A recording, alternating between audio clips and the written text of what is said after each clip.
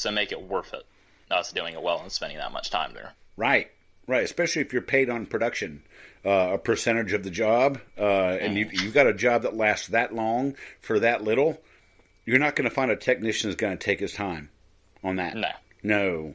They're going to blow through that so they can get to the next job and not lose their ass on production pay for the day. So that's what I hate about the religious cult pest control companies is those kids that do door knocking, no pest control experience whatsoever. The only thing they know is what they're told in their little pre-season meetings.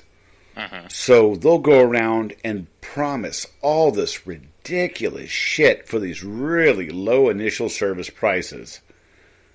And then the tech has to go back behind them and undo all the bullshit the salesperson did just to, get the job done without people thinking, oh yeah, they're going to come by here once and I shouldn't ever see anything ever again. That's not how that works. No. But no, I'm not going to make that comment. We keep religion and politics out of this.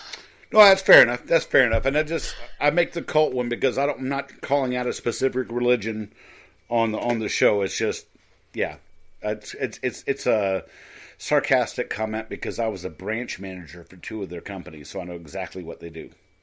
No, I know exactly which one you're talking about, but I'm just kind of I follow religion and cults a lot, so I could say some really mean things about it. So I'm like, I gotta keep my mouth shut on it.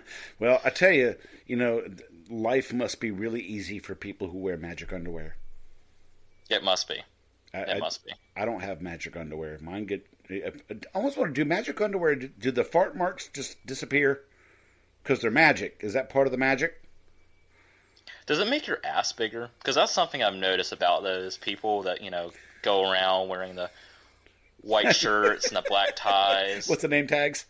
The name tags and hello, my name is Father Price. And I want to see that Broadway play so fucking bad. But does that make their ass just huge? Because I know a lot of people who are in that, and they just have the fattest fucking asses like the guys do. That's a thick bitch. Do this magic underwear make my ass look fat? Maybe it does. Maybe that's the secret to it. Yeah, maybe it could be fat ass fucking. I've never made that. My only issue about the religious cult that we're speaking of, which I think everybody else knows, and I'm going to give you a hint. They do power spray, de-web, and granulation every single service. Mm-hmm. That's the business model, and they'll keep the business going for 3 years, and then try to sell it to the big T.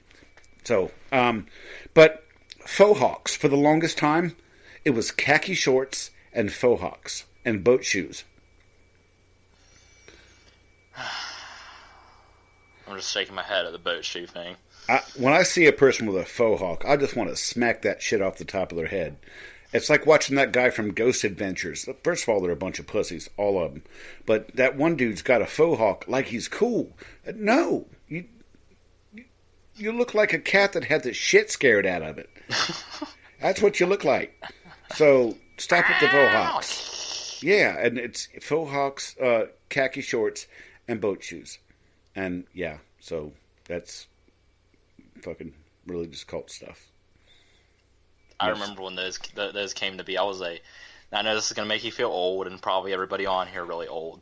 I was in high school when the boat shoes kind of came back really popular, and I had an off-pair brand of them, but I thought I was the coolest motherfucker walking around with those things. And they got so beat up because I just couldn't afford another pair of shoes. I just wore those all the time.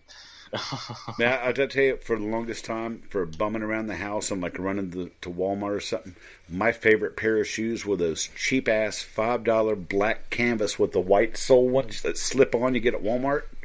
Actually, I have a green pair of those I got from Old Navy, and I love them. Oh yeah, and when they would wear out, I'd wear them on float trips because they're light. They don't really get bogged down when they get wet, and they're canvas, so they drain pretty well, and they're good for walking on the river floor.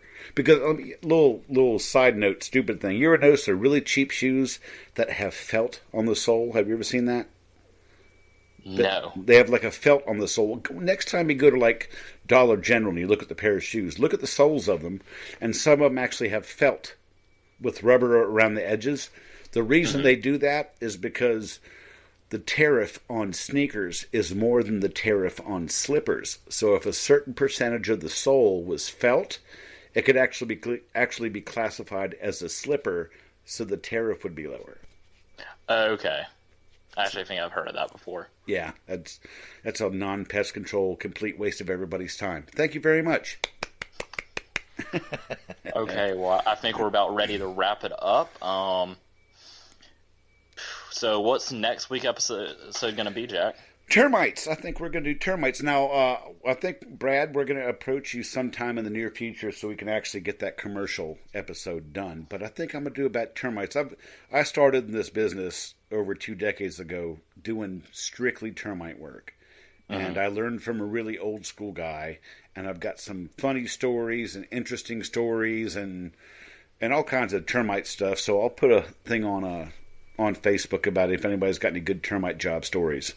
And it may be good if we want to this time to have a guest on there, because I don't have too many termite stories. I have a really good one that happened this week, but I don't have too many. So do we maybe want to have a guest? Yeah, if someone on any one of our pages wants to have some good termite experience and wants to be a guest, either email us, call us with the phone number that Nick so lovingly expressed to Brad earlier, or TFTC Podcast on Instagram, Crawlspace Tales on Twitter, reddit.com/Tales from Crawlspace, or our Facebook page, or even on the Pest Control Humor Depot page, you can get a hold of us. If you want to be on the termite show, it'd be great to have a guest. We haven't had a live guest that actually worked out yet. We had Brad on, but we had all kinds of problems. So I think the new way we're recording will make it a lot easier for everybody. Oh, yeah. Yeah, it'll make it a lot better. Good deal. So, yeah, I think we got all the social network stuff out. You read the phone number, and next week's going to be termites. So it's your show, man. You lead us out into the distance, out into the sun. If I can say it right, the sunset. Cat got your tongue? Yeah, something like that, yeah. All right, everybody. Well, thank you for listening to this week's episode.